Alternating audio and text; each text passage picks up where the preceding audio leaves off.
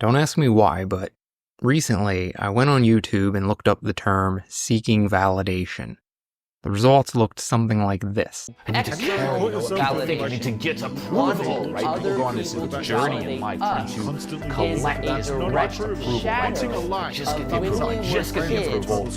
Then I'll be. Maybe you realize you too seek validation because it's a, entire line item on the most accepted human hierarchy of needs chart in the modern world. I think everyone to some degree is seeking validation from others. This isn't supposed to be a gotcha moment or a gotcha video.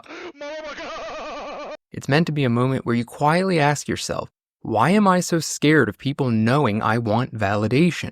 Admit it, you seek validation. No. Tell your captain the truth.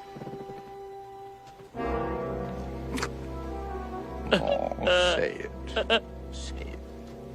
I did. Yes, you made a boo-boo. I did. I did. The boo box. No, The boo box. Yeah. I seek validation. Creating animated content is really hard. I want these gears inside the drawing's head to spin. Here's a tutorial that should give you help to solve the problem. Guess what the solution was? Click this button and move this thing inside the center of the picture, which no one said in any of these tutorials, which were the top results on YouTube.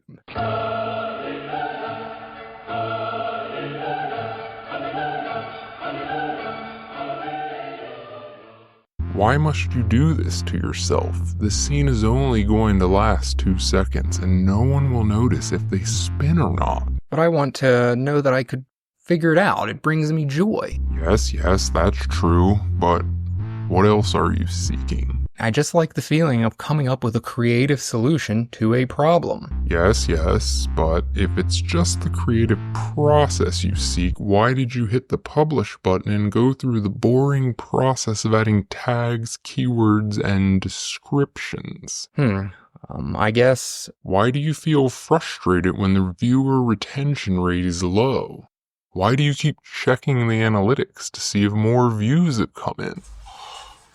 Oh no!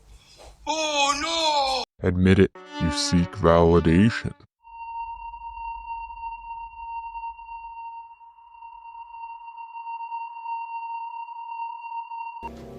I did. Yes, you made a boo-boo. I did.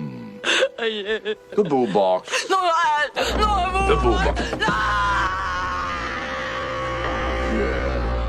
And that begs the question, why does an innate sense of desire to seek validation make us feel so naughty? I'm sure you've come across a scenario where you saw a shredded dude jogging without his shirt on the side of a busy road, or a woman wearing a skin-tight outfit to the bar. If asked, why do they do this? The expected response is just a form of denial in which they say they aren't seeking attention, but just like to feel sexy. However, if it's merely wearing the skin-tight dress that makes you feel sexy, why not just wear it around the house, or put it on and look at yourself in the mirror? Why wear it in public? As frustrating as this can be, it creates unwanted attention from these types of folk. You could have your cake and eat it too by just wearing the outfit alone at home to feel sexy without dealing with these types of folk. Why do it in public? Just admit it. You seek validation. I did. Yes, you made a boo-boo. I did. Once again, this isn't supposed to be a gotcha moment or a gotcha video. It's meant to be a moment where you quietly ask yourself, why am I so scared of people knowing I want validation?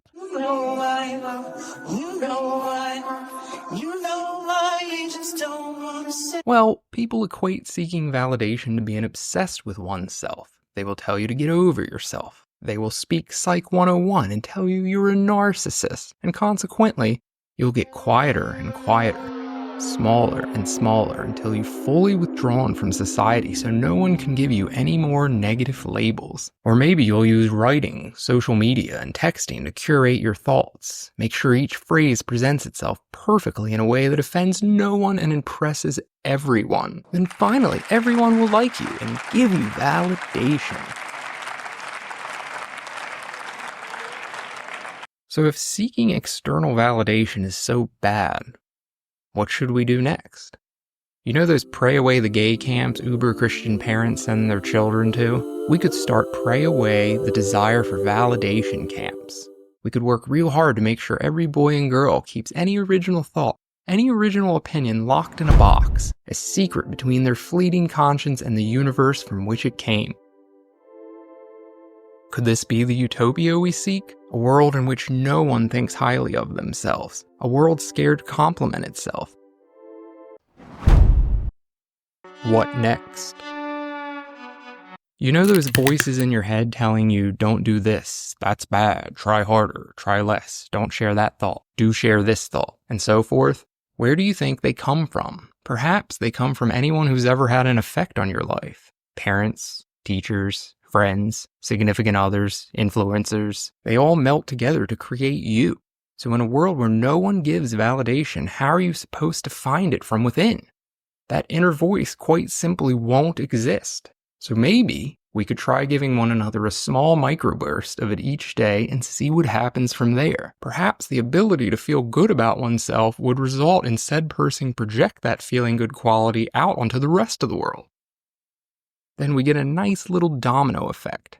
Or maybe that's just optimistic daydreaming. I don't know. I'm just a guy who bought a $43 microphone on Amazon, jerry-rigged up a Bavita box of biscuits to talk into because I didn't want to buy one of these. Then I hit the publish button while anxiously checking how many of you watched. And to those of you who disagree with these viewpoints, unfortunately, I actually agree with you too. Some of us never really feel truly committed to a philosophy of life when so many competing factions are fighting for space in our minds. We just process the information we're given, pick the best option, run with it, and form our identities from there. So it's the most normal thing imaginable to want someone outside of ourselves to convince us we formed the right one.